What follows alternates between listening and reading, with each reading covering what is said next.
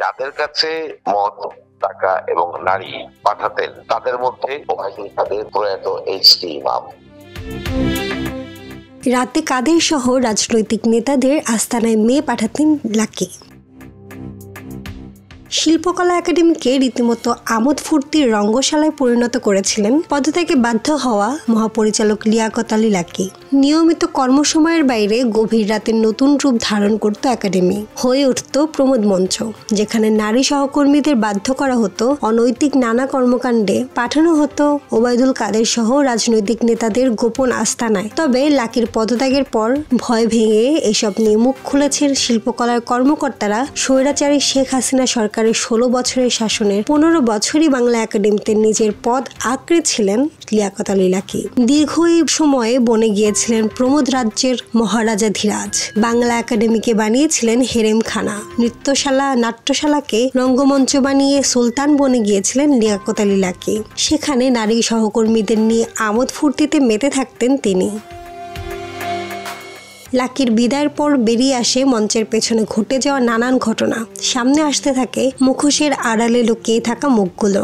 গণতন্ত্র ভেঙে চালু করেন নৈশকালীন অফিস। কি হতো সেই নৈশকালীন অফিসে? সেখানে নারী সহকর্মীদের দেখা যেত লাকির সামনে মদ পরিবেশন করতে। শুধু তাই নয়, বারবার ক্ষমতার আসন পাকাপোক্ত করতে শিল্প সংস্কৃতি ঘনিষ্ঠদের কাছে উপহার হিসেবে পাঠানো হতো সুন্দরী নারীদের।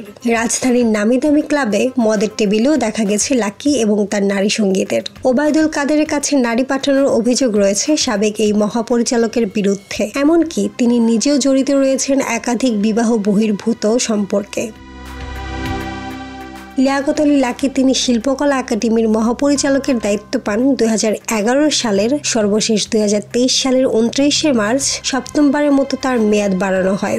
এত দীর্ঘ সময় দায়িত্বে থাকার নজির আর কারণেই। দীর্ঘদিন ধরে লাকির শিল্পকলা একাডেমির মহাপরিচালক পদে থাকা নিয়ে সংস্কৃতি অঙ্গনে তৈরি হয় ক্ষোভ। দুর্নীতির অভিযোগ পেয়ে দুর্নীতি দমন কমিশন জিজ্ঞাসাবাদ করেছিল লাকিকে। তবে তার নারী কেলেঙ্কারি সম্পর্কে তখনও মুখ খোলার সাহস পায়নি কেউ।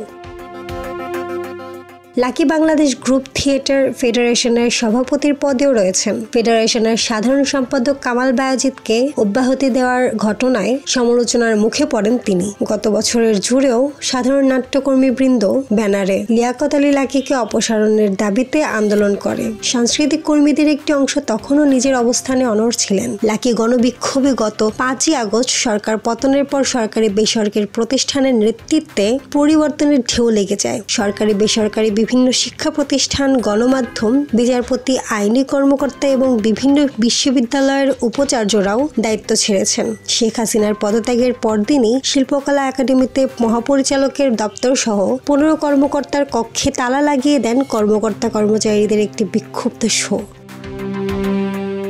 মাহমুদ আঞ্জুম বৃষ্টি, ডেস্ক রিপোর্ট, কথা কম।